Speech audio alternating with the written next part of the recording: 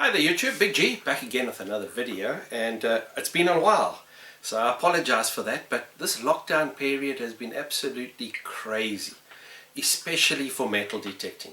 So it's been on for a couple of months now, and the first thing is going to the beach was banned. So seen as a social gathering and so forth, you couldn't go to the beach here in South Africa. And a lot of people had been arrested going to the beach, so I just avoided the beach hunting completely. So I haven't been beach hunting basically since the last time I posted a video. I've just stayed away. It just hasn't been worth the effort or the trouble of getting caught, having your equipment confiscated and so forth. So beach hunting has been out. So even with the latest release or change in the stage of lockdown, I've still avoided the beach hunting. It's just not worth it. One, there's not a lot of people on the beaches, so the chance of fresh drops or just a lot of stuff being left on the beach doesn't exist because there's nobody on the beaches. There's a couple people walking on the beaches. It's winter, there's nobody swimming on the beaches. So although I'd love to go beach hunting, it just hasn't been an option for me. So I still love my metal detecting, so what was left for me?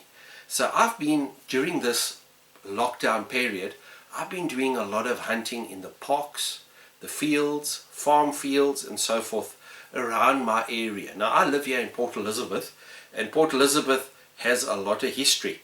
So my main targets have been having a look at trying to find, one, military, anything to do with military, or anything to going back, you know, from those early days of when Port Elizabeth was founded.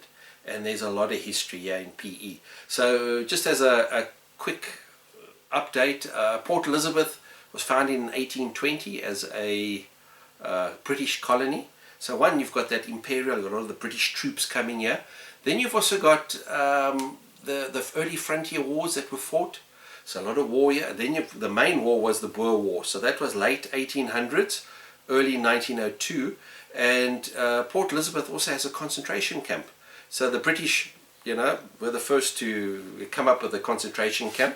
And everybody thinks of Germans when it comes to concentration camps, but it was actually the British who started that, and there was a concentration camp here in Port Elizabeth for the Boer prisoners. So Port Elizabeth, very rich with history, and because of that, I've spent a lot of time going out and hunting these parks and areas and open fields and farms, you know, even as far as Uitenhage, and I've been very successful. I've found a lot of great stuff. So although I don't have footage of my actual hunts, and also I don't want to advertise where I've been hunting as well, because a lot of the, you know, you do it by invite. So you get permission to go hunt on land, on a farm and so forth, and you go out there and you hunt that farm and you find your relics. You don't want to advertise it because then that poor farmer gets inundated with requests to go hunting, and I don't want to spoil those relationships at all. So I'm going to go through and I'm going to show you some of my finds, and I've had some really nice finds, and yeah, I hope you enjoy it. And although it's not quite the going out there and hunting, it's still all part of the fun, and it's part of the history that's involved in this great hobby of ours. So yeah, stick around. Well, let's start off with buttons, guys. I love finding the military buttons. One, they can be shined up and cleaned up, and they look beautiful because they're brass. And you do find quite a few of them out there. And let me just grab the first bunch here. So these are British General Service buttons, this first bunch. And there's different sizes of them and so forth. And they are beautiful. I mean, have a look at that. I've shined them up a little bit, you know, use a little brass brush, makes them look lovely. So these are the general service ones. So this would be late 1800s, early 1900s, around there. It's probably the late 1800s in the areas that I've been hunting. So these are the larger ones, and then of course you have your smaller general service buttons, and you can see some of them I haven't really cleaned them up a lot, and when they've been in the ground this long, to acid treat them and then try clean them up, you know, you can actually do some damage to them. So I don't tend to do too much to them or treat them for too long. And this is an interesting one over here. This is a flattened general service button. Now the folklore behind this is that the soldiers used to flatten these buttons because it made them look like a coin. So if you have a look there, when I first pulled this out the ground, it looked like a coin. I thought, yay, I got myself a nice coin. It's got the lovely crest on it, so you know. And the soldiers used to flatten these buttons, allegedly, and then use them to buy the services of the local prostitutes. I can't believe the prostitutes fell for that, so I think that's just a bit of folk history, but still interesting none the wiser that you find these flattened ones. So that is the general service buttons. Next we have our customs buttons. So these are customs buttons. You can actually read on there, it says customs, also late 1800s, early 1900s, lovely buttons. Don't shine up as nicely as the general service buttons. And then I have some navy buttons that I found, and the crazy thing about these navy buttons is that the back of them was just common steel. So you got brass in the front, which is great, but the back was just iron, and that rusted out, and you know, after 100 years that's gone. So crazy to think that the Navy actually had the worst buttons, and the soldiers, the British infantry, had the better buttons. And you can see there, I haven't even cleaned that one out at the back here. It's all rusted iron because it's just not worthwhile. It all just folds out. But anyway, still lovely buttons. You can see the anchor there, and these are Royal Navy buttons. And this is actually the one with the crown. I don't know if you can see there, the crown above the anchor. That's actually an officer's button. So that is the buttons that I've found so far. So always love finding buttons. Great fun. So the next thing that you find a lot of, being that I'm searching or hunting areas where there was possibly military action or soldiers passed by or traveled through or slept over, would be ammunition, toppies, cartridges, shells and so forth. And as you can see here, I've just, some of them, I mean, this is just my scrap pile over there. You find so many of them, I just put them inside there. But the ones that I love are this, and I'm not an expert when it comes to these cartridges and so forth. I'm told that this is a Martini Henry cartridge. They shine up quite nicely with the brush. Gave a little bit of a brush there. You get a couple of these. And these all date back to the Boer War, early 1900s. Then you'll also find some 303 cartridges that were used back in the day, some squashed, crushed, broken cartridges. I'm sure these are from Webley's and I don't know what, all sorts. Some of them quite strange. I mean, look at this Martini Henry cartridge. It's got something cut in there. Now, my mind tells me that somebody made a whistle out of this. I've heard that they've used these Martini Henrys to make swagger sticks out of as well. So all sorts of different ones, and these could also be from hunting, farmers hunting on the land, but always great to find them. And even the bullet heads, you know, you find these as well, give a lovely tone, a lovely signal. You dig them up, and I'm sure these are from 303s, I think. This head I think is from a Martini Henry head, I think so, I'm not sure. Possibly, if anybody out there knows, sort of, I'm sure I could force that in there. Look at the size of this head, very old, over there. And then this is a black powder cartridge, this Kynok. I looked that up online. It's black powder cartridge casing. So yeah, very interesting to find these old cartridges. And yeah, my collection is starting to grow. Even old shotgun, you know, the back end of the shotgun cartridges. Some of these have got, I don't know why, like this old Martini Henry over here, the back of it's all rusted. Why? When the others are brass, why is that rusting at the back? So yeah, interesting. If anybody out there knows, let me know. But love digging these up. So yeah, that's part of it. So yeah, we've covered the buttons, we've covered the cartridges. Coins. So obviously when I'm doing the parks and so forth, you know, I'm looking for coins, and I find a lot of modern coins and so forth, so I'm leaving those out, and I'm just going to be looking at the older coins and tokens that I've found. So let's start here. This is a half cent, a 1961 South African half cent, great condition. 1961, so not that old. Then moving to a 1945 quarter penny.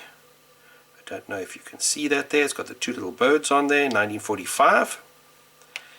And then we start getting a little bit older. So this is a sixpence, should be a silver coin, 1893 sixpence.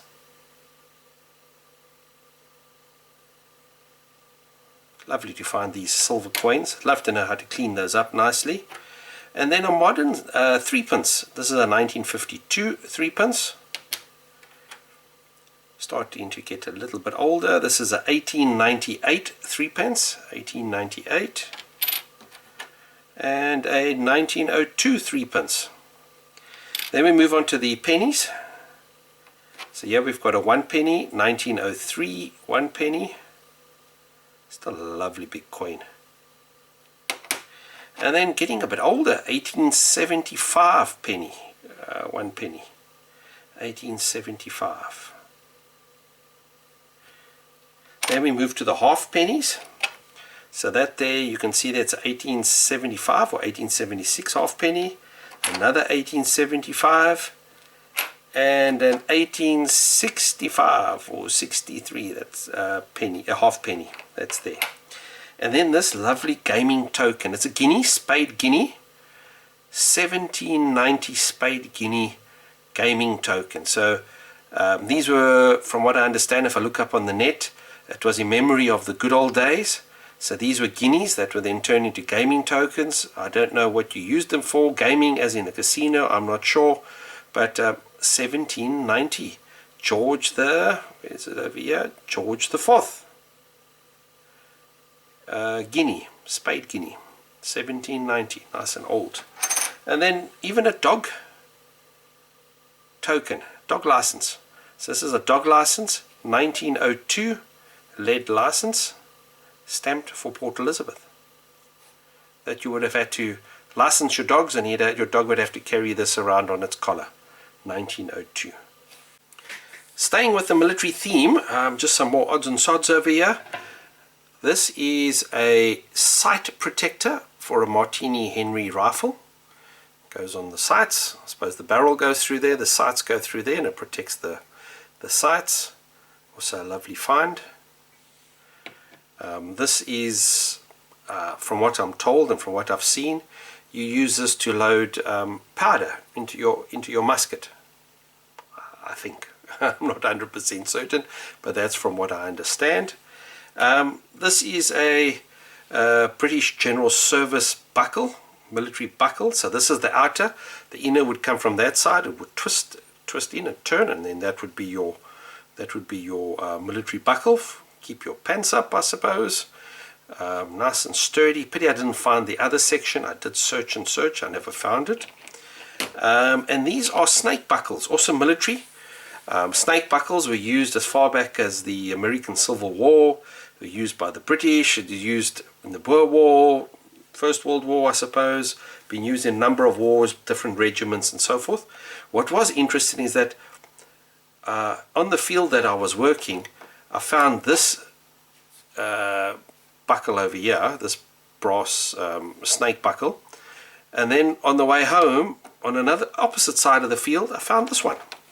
Now this one still has the one edge of the buckle, and then obviously you'd have another one on this side that it would then slide into, and then the buckle would close like that over there. So great to find two snake buckles on the same field. Yeah, so very nice, and also clean up nicely. Also nice and brass. Always interesting to find the belt buckles and other military, anything to do with the military. And finally, guys, for this video, I'm just going to have a look at some of the coronation medals that I've found. Next videos, I'll show you the lovely cap badges and other military stuff that I found, as well as a lot of vintage jewelry, odds and ends, necklaces and so forth, rings even, which I'll put in the next, call it lockdown finds. And these are lovely. I mean, first off, you've got this lovely King Edward the 7th. I've actually found two of them. This one not complete, so it's missing the little back section over there. This one is complete. Now I didn't know that it actually had two little sections, otherwise I would have looked further and possibly found that, because this was on two different hunts that I found this commemoration medallion. So this was to commemorate their married, King Edward VII, married 1863, crowned 1902 to Queen Alexandra. And if you read on the back there, it says there, presented by Marshall and Company to commemorate the coronation of King Edward VII. That's on the back there. Lovely. Now this is a coronation medal, 1902 it's dated, and this was made by Barrett's and Company. Sweets are pure. Barrett and Company, sweets are pure. So this must have been some sort of advertising they did back then for Barrett and Company to commemorate the coronation in 1902 of King Edward VII. So lovely. Love finding these. And like I said, these are just some of the finds from out in the fields and farms and so forth that I've been hunting during this lockdown period, as the beaches are verboten. And I must say I'm really enjoying it. It's something different. Love finding these relics. It's good fun, and I hope I can find some more. And like I said, next time I'll show you, on the next video I'll show you some of my cap badges, military cap badges, and then also a lot of the jewelry and other odds and ends, cutlery, spoons, and all sorts that you find out in these fields. Okay guys, cheers from me.